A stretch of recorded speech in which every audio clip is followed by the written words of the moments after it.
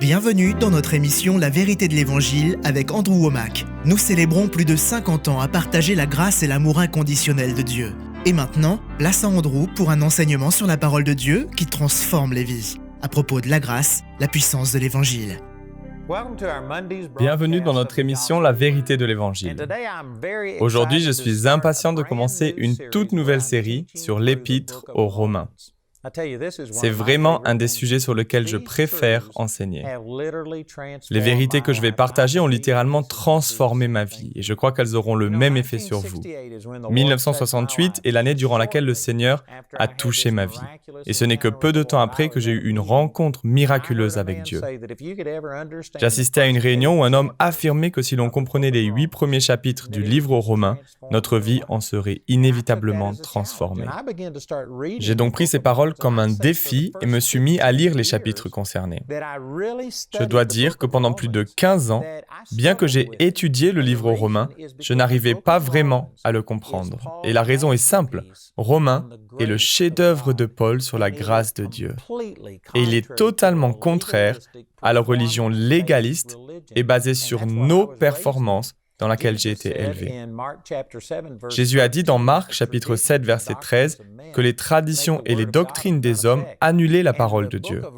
Et le livre aux Romains, particulièrement cet enseignement sur la grâce de Dieu et notre liberté en Christ, était vraiment différent de ce qu'on m'avait enseigné. Si bien que mes traditions et doctrines annulaient les vérités extraordinaires du livre aux Romains. Mais j'ai continué à l'étudier, je dirais qu'après 10 ou 15 ans, j'ai commencé à recevoir des révélations. Et je continue à en recevoir aujourd'hui. Je ne dis pas que j'ai tout compris, mais je suis arrivé au point où le livre aux Romains est devenu l'un de mes sujets préférés sur lequel Dieu m'a enseigné. C'est vraiment puissant. Vous ne pouvez pas lire le livre aux Romains sans tout simplement tomber amoureux de Dieu. Si vous le comprenez, si vos traditions et doctrines qui viennent des hommes n'annulent pas ces vérités, alors vous tomberez amoureux de Dieu grâce aux choses merveilleuses qu'il a faites et à la manière dont il vous voit qui n'est pas basée sur vos performances.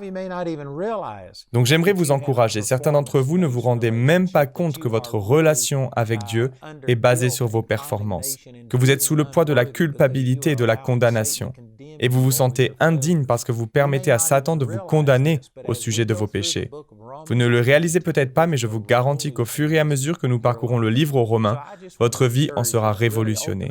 Je veux donc vous encourager à ouvrir votre cœur et à demander à Dieu de vous parler, car ces vérités sont puissantes. Dans l'Épître aux Galates, Paul aborde les mêmes sujets que dans celle aux Romains. Mais lorsqu'il s'adresse aux Galates, c'est comme s'il avait décidé de ne plus mettre de gants. Comme s'il était en colère contre eux en disant « Oh, Galates insensés, qui vous a envoûté ainsi ?» au premier verset du chapitre 3 de l'Épître, et j'en passe. Il est dur avec eux. Le livre aux Romains couvre les mêmes sujets, mais de manière systématique, afin de simplement nous montrer que nous n'avons plus à mériter la faveur de Dieu. Que le but de la loi n'a jamais été de nous libérer, mais plutôt de nous montrer notre besoin d'un sauveur, puis il nous explique ce que Jésus a fait pour nous. Romains chapitre 8 est tout simplement puissant et décrit qu'il n'y a plus de condamnation. Et ce mot « plus » veut dire nul, zéro, inexistant, nada. C'est un négatif absolu et sans réserve dans le grec, qui indique qu'il n'y a vraiment plus de condamnation. Il n'y a pas de châtiment contre nous qui sommes en Christ Jésus. Dieu ne nous condamne pas. Dieu n'est pas en colère contre vous. Il n'est même pas de mauvaise humeur. Dieu vous aime, non parce que vous êtes aimable, mais parce qu'il est amour. Et je vous le dis, le livre aux Romains est puissant et il va faire une grande différence dans votre vie. J'ai un livre sur le sujet intitulé « La grâce, la puissance de l'Évangile » qui couvre ce dont nous parlons. J'ai aussi des CD et DVD et un guide d'études qui a été pensé pour vous permettre d'enseigner ces vérités à d'autres. Si vous connaissez d'autres personnes qui ne profitent pas pleinement de leur salut, qui sont nées de nouveau, qui iront au paradis, mais qui ne vivent pas dans la victoire, qui ne sont pas passionnés en ce qui concerne les choses du Seigneur, alors je vous garantis que le livre aux Romains est la réponse à tout cela. Je veux simplement vous encourager à ouvrir votre cœur. Nous allons commencer cette série et la continuer pour un certain nombre de semaines, et je vous promets qu'elle contient des vérités qui changeront votre vie. Donc le tout premier verset du livre aux Romains nous indique que Paul en est l'auteur. Il est dit « Cette lettre vous est adressée par Paul, serviteur de Jésus-Christ, qui a été appelé à être apôtre et choisi pour proclamer l'évangile de Dieu. » Pour gagner du temps, je vais passer certaines informations qui font partie de l'introduction. Il parle de qui il est, de qui il tient son autorité. Il dit au verset 8 « Tout d'abord, je remercie mon Dieu par Jésus-Christ au sujet de vous tous, parce qu'on parle de votre foi dans le monde entier. » Quelle belle affirmation concernant les croyants de Rome. Saviez-vous que Paul n'a pas directement apporté la parole à ces gens? Il précise d'ailleurs dans son introduction qu'il a été empêché de leur rendre visite. Il a voulu s'y rendre et y prêcher l'Évangile. Il a voulu aller à Rome, la capitale de l'Empire romain, le centre névralgique de tout ce qui se passait à l'époque. Mais il raconte en avoir été empêché. Au chapitre 15 du livre aux Romains, il explique la raison pour laquelle il n'a pas pu y aller. Il avait tout simplement tellement de gens à atteindre et tellement d'opportunités qu'il a décidé de rester fidèle où il était. Mais il dit que maintenant qu'il a prêché l'Évangile à tous ceux qui se trouvaient en Asie, il était prêt à se rendre à Rome. Il s'est avéré qu'il n'y est pas allé de sa propre volonté ou de son propre chef, mais il a fini par se faire arrêter à Jérusalem. Il a passé 2 ans en prison en Judée avant d'être amené à Rome en tant que prisonnier. Ils ont fait naufrage au large de l'île de Malte avant de finalement arriver à Rome où il resta prisonnier pendant 2 ans. Donc il a fini par s'y rendre, mais lorsqu'il écrit cette lettre aux Romains, il ne leur a pas encore rendu visite. Mais il a entendu parler d'eux. Leur foi était connue du monde entier. C'est formidable. Il affirme au verset 11 « J'ai le vif désir d'aller vous voir pour vous transmettre quelques dons de la grâce par l'Esprit en vue d'affermir votre foi. » Vous savez, je survole beaucoup de choses. Il y a de grandes vérités dans ce passage, mais je veux me concentrer sur l'essentiel, le cœur de ce que Paul enseigne dans ce livre aux Romains. Mais alors que nous parcourons ces Écritures, laissez-moi mentionner qu'elles nous montrent que l'on peut importer des dons spirituels à d'autres croyants. Vous pouvez littéralement prendre ce que Dieu vous a donné et le transmettre à d'autres. C'est l'idée qui se cache derrière l'imposition des mains lorsque vous ordonnez une personne. Ce n'est pas une simple formalité religieuse ou un rituel, vous pouvez littéralement transférer des choses.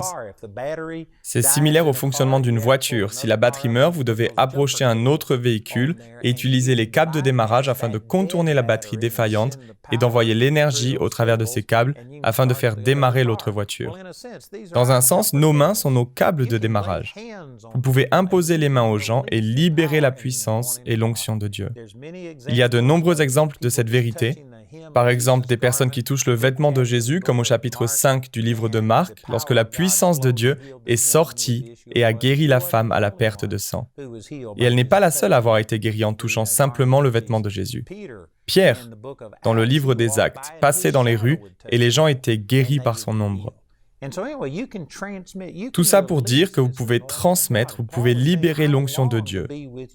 Et Paul dit « J'ai le vif désir d'aller vous voir pour vous transmettre quelques dons de la grâce par l'Esprit en vue d'affermir votre foi. » Puis il affirme au verset 14 « Je me dois aux Grecs et aux barbares, aux savants et aux ignorants. » Aujourd'hui, personne n'utiliserait le mot barbare, mais cela signifie simplement que Paul se doit non seulement aux Juifs religieux, mais aussi à ceux qui ne connaissent pas le Seigneur. Paul se sentait responsable. Et je vous le dis, c'est une chose qui manque chez beaucoup de croyants de nos jours, qui ne ressentent pas la responsabilité de partager leur foi. J'ai d'ailleurs pris connaissance, hier, d'un sondage effectué par George Barna, qui fait toutes sortes d'études, et qui est un expert sur ces sujets. Et la conclusion de son enquête est que la plupart des chrétiens ne ressentent pas la moindre responsabilité de partager leur foi avec autrui. Beaucoup de chrétiens, s'ils étaient arrêtés pour leur foi, personne ne pourrait trouver de preuves suffisantes pour pouvoir les faire condamner. Leur croyance ne se voit pas dans leur vie, ils n'en parlent pas à leurs collègues de travail, à leurs voisins ou autres, alors que nous devrions faire l'opposé. Ce que Paul exprime ici n'est pas seulement pour lui. Nous devrions tous reconnaître que nous avons un devoir, une responsabilité. Pas seulement envers les membres de notre Église ou envers notre famille, mais nous avons aussi la tâche de partager notre foi avec d'autres personnes. Certains d'entre vous regardent ce programme avant d'aller au travail et j'aimerais vous encourager à prier aujourd'hui et à demander à Dieu de vous montrer s'il y a un moyen par lequel vous pourriez aider un collègue de travail ou une autre personne que vous connaissez.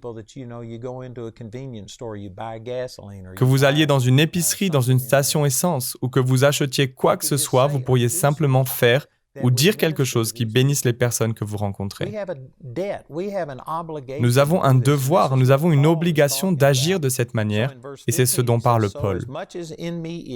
Donc au verset 15, il dit « Voilà pourquoi je désire aussi vous annoncer l'Évangile à vous qui êtes à Rome. » Puis le verset 16 est selon moi le moment où Paul entre dans le vif du sujet. Tout ce que nous avons évoqué étaient des remarques introductives, elles étaient toutes importantes, elles étaient toutes bonnes, mais ici, au verset 16 du premier chapitre, nous trouvons le cœur du livre aux Romains. Et c'est vraiment formidable. Donc, au verset 16, il affirme « Car je n'ai pas honte de l'Évangile ». C'est la puissance de Dieu par laquelle il sauve tous ceux qui croient. Les Juifs en premier lieu et aussi les non-Juifs. En effet, cet évangile nous révèle en quoi consiste la justice que Dieu accorde. Elle est reçue par la foi et rien que par la foi, comme il est écrit dans l'Écriture, le juste vivra grâce à la foi. Ces versets sont puissants, mais savez-vous que beaucoup de gens lisent ce passage aujourd'hui et il semble n'avoir aucun effet sur eux. La raison principale est que les termes « évangile » et « salut » sont devenus des clichés religieux qui sont utilisés à tort et à travers. Nous ne les utilisons pas à la manière de Paul. Je vais donc passer un peu de temps à redéfinir ces mots pour vous. Lorsque Paul affirme « car je n'ai pas honte de l'Évangile », c'est une déclaration radicale pour l'époque. Et c'est tout aussi radical aujourd'hui si vous comprenez ce que le mot « évangile » signifie vraiment. Aujourd'hui, « évangile » est devenu un terme que les gens appliquent à tout ce qui a un rapport au christianisme, à tout ce qui a un rapport avec la Bible ou la religion. J'ai même entendu des témoignages de chrétiens qui racontent avoir distribué des tracts. Et je l'ai d'ailleurs fait moi-même. J'ai distribué des flyers dans les rues après m'être tourné vers le Seigneur pour la première fois qui disaient « Repentez-vous, faites demi-tour ou brûlez ». Et nous donnions cela aux gens. On avait un autre tract qui disait « Ce que vous devez faire pour aller en enfer ». Et en l'ouvrant, les gens découvraient que les pages étaient blanches, vierges. Puis en retournant le tract, on pouvait lire « C'est exact, vous n'avez rien à faire, vous êtes déjà un pécheur, vous vous dirigez droit vers l'enfer. » Et vous savez, juste après m'être tourné vers le Seigneur, je faisais ce qu'on m'avait enseigné. Et c'est ainsi que j'étais élevé. Avec un prédicateur qui se tenait debout sur le pupitre, là où on met sa Bible normalement, puis il se penchait vers nous, attrapait le micro et hurlait « Vous allez en enfer, Dieu va faire ceci ou cela, si vous ne payez pas votre dîme, Dieu va vous envoyer à l'hôpital et il reprendra l'argent par des factures médicales. » Je sais que certains d'entre vous pensent que j'invente ces choses, mais je vous dis qu'on ne peut pas inventer de telles histoires. C'est vraiment arrivé, puis on me disait « Voilà, c'est l'Évangile. » Mais savez-vous que le mot « évangile » signifie littéralement « bonne nouvelle ». En réalité, ça veut même dire plus que ça. Je lisais un commentaire où ils parlaient de ce mot « évangile » et ils expliquaient qu'en dehors de la Bible, dans toute la littérature grecque que nous avons aujourd'hui, il n'y a que 2 fois où ce mot grec traduit par « évangile » a été utilisé. Dans la Bible, il est utilisé des centaines et des centaines de fois. Mais avant que Paul ne commence à utiliser ce mot traduit par « évangile », il n'avait été utilisé que 2 fois, en dehors de la Bible, dans toute la littérature grecque à laquelle nous avons accès aujourd'hui. Et la raison est qu'il signifie « bonne nouvelle », mais littéralement une bonne nouvelle presque trop bonne pour être vraie. C'est un superlatif. C'était une hyperbole, une exagération.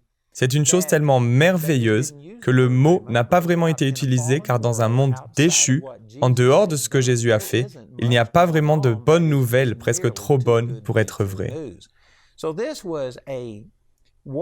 Donc ce mot est très spécifique.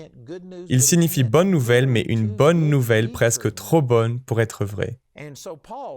Et Paul affirme, je n'ai pas honte de cette nouvelle, presque trop belle pour être vraie, qui parle de ce que Jésus a accompli. Et savez-vous qu'à l'époque de Paul, il n'y avait aucune bonne nouvelle dans la religion juive. La religion juive avait dégénéré dans son ensemble. C'est une affirmation très générale, mais vous pouvez le voir dans les évangiles, que les scribes et les pharisiens étaient devenus tellement légalistes qu'ils avaient même mesuré combien de pas pouvaient être faits un jour de Shabbat. Et ceci n'est pas dans la Bible. Mais j'ai d'ailleurs lu un commentaire sur les Esséniens, un groupe de personnes qui vivaient autour de la mer Morte. Ce sont eux qui ont écrit les rouleaux de la mer Morte que l'on a retrouvés autour des années 50 ou 60, il me semble. Et ce groupe de personnes était tellement légaliste qu'ils refusaient même d'aller à la selle le jour de Shabbat, ne pouvant pas fournir d'efforts. C'est incroyable, mais ce sont des faits historiques. Ils étaient tellement stricts et légalistes. Il n'y avait pas de bonnes nouvelles. Il n'y avait que des règles, que de la condamnation. Et vous savez, alors que nous étudions ces Écritures, je vais vous montrer ces vérités en détail. Mais la loi n'a jamais fait un compliment. Elle est là pour constamment vous montrer où vous avez tort. Il faut faire ceci et cela et encore ceci. Et s'il y avait 10 000 choses à faire et que vous n'en faisiez que 9 999 correctement, la loi ne dirait jamais « bon travail, continue comme ça, tu y es presque. Encore une chose à faire et c'est bon ». Non, la loi ne fait jamais de compliments. Elle ne dira jamais rien de bon à votre sujet.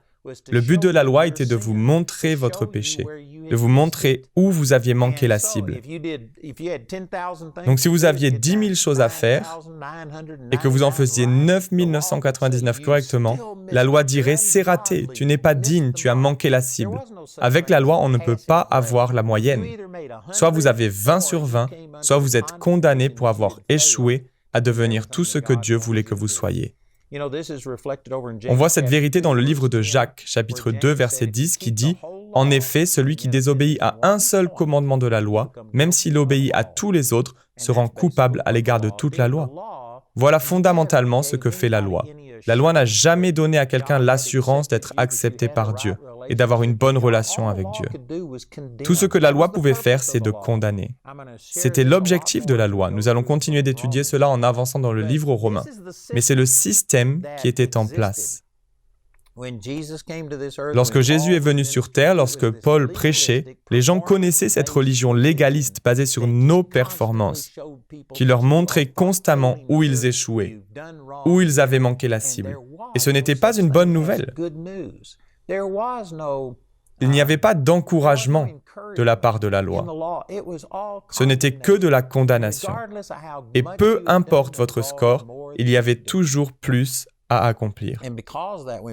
Et à cause de cela, Paul dit qu'il n'a pas honte d'annoncer aux gens cette nouvelle, presque trop bonne pour être vraie, qu'ils sont déjà acceptés par Dieu, qu'au lieu de s'évertuer à atteindre un certain niveau, ils doivent réaliser qu'ils y sont déjà grâce à ce que Jésus a fait, grâce à ses actions et non grâce aux leurs.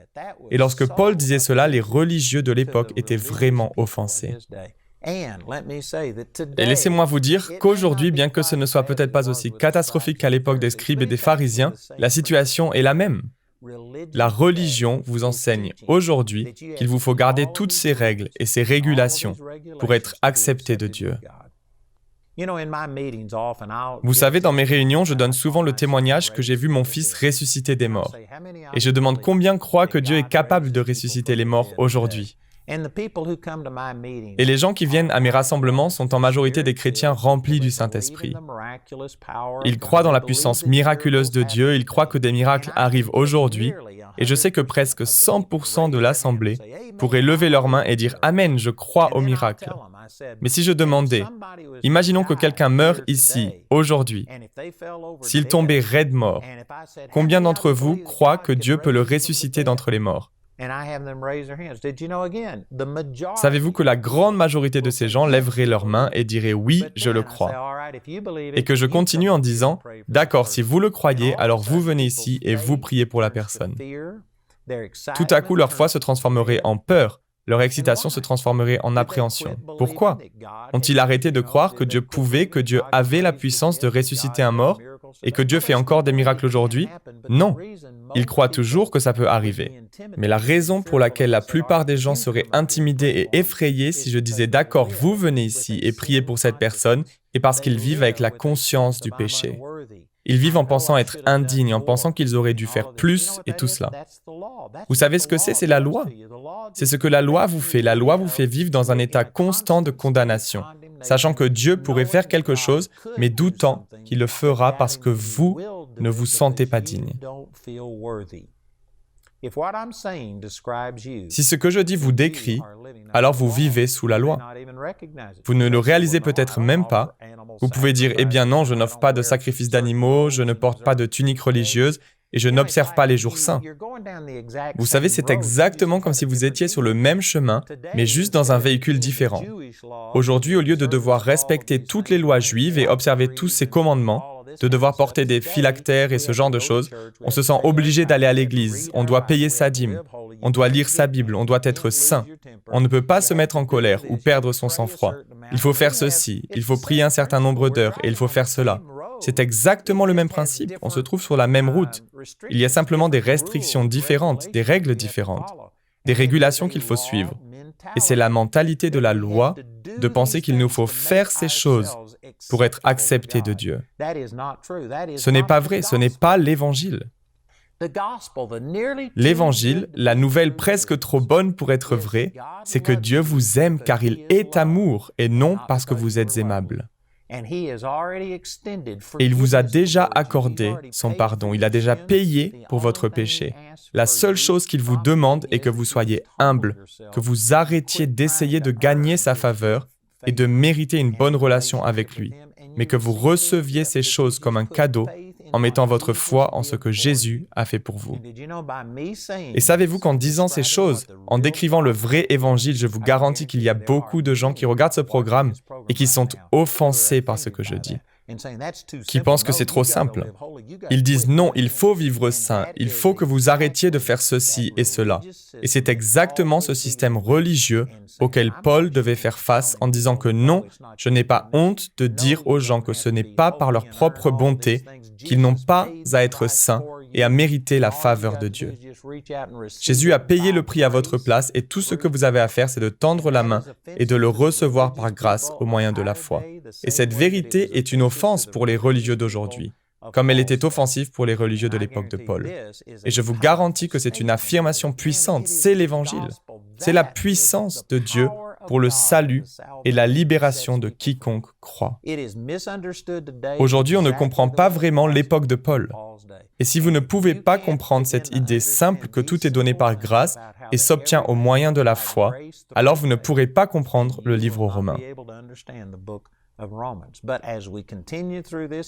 Mais alors que nous continuons à étudier ensemble, si vous ouvrez votre cœur et recevez ces vérités, je crois qu'elles vous changeront comme elles m'ont changé, moi et des millions de personnes. À nouveau, j'aimerais mentionner que j'ai ce livre intitulé « La grâce, la puissance de l'Évangile » et nous allons en parler pour quelques semaines. J'ai aussi cet enseignement sur CD et DVD qui vient de notre programme télévisé et nous avons aussi un guide d'études sur le sujet. Notre annonceur va vous donner toutes les informations sur comment vous procurer ce matériel et je vous assure que vous serez réellement bénis. Alors écoutez et appelez ou écrivez aujourd'hui. Le programme d'aujourd'hui fait partie de la série La grâce, la puissance de l'Évangile. Nous espérons que ce message vous a béni. Notre ligne téléphonique est ouverte aux heures indiquées à l'écran. Appelez-nous si vous avez des questions sur ce programme, si vous avez besoin de prière ou si vous désirez commander l'un de nos enseignements. Vous pouvez nous contacter au numéro qui s'affiche à l'écran. Ce programme a été rendu possible grâce au soutien financier de nos partenaires. Si vous souhaitez devenir partenaire, vous pouvez le faire en appelant ces mêmes numéros. La prochaine fois dans la vérité de l'Évangile. Par exemple, vous pouvez prendre ce que je dis à propos de l'Évangile et de cette bonne nouvelle, que tout ce que Dieu est et a vous est rendu disponible indépendamment de vos mérites et actions.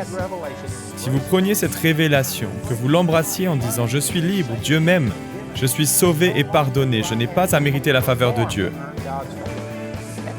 tout cela est vrai, mais si vous preniez ces vérités et que vous disiez « Bon, ce que je fais ne compte pas, je vais aller braquer une banque, parce qu'après tout, Dieu m'aime, peu importe si je fais tout bien ou pas. » Vous savez, si vous allez braquer une banque, Dieu vous aime, mais il y a des conséquences. Vous allez vous faire attraper, il y aura une sentence, et même assis dans votre cellule, vous pouvez expérimenter l'amour de Dieu, car il est immérité et gratuit. Il n'est pas basé sur vos performances. Donc vous pouvez passer des moments merveilleux et entrer en relation avec Dieu par grâce au moyen de la foi, tout en étant en prison. Mais qui veut cela? Même si Dieu vous aime toujours et ne se base pas sur vos performances, il y a des conséquences à vos péchés, non seulement avec les hommes, mais aussi avec le diable. Rejoignez-nous prochainement pour plus de la vérité de l'Évangile.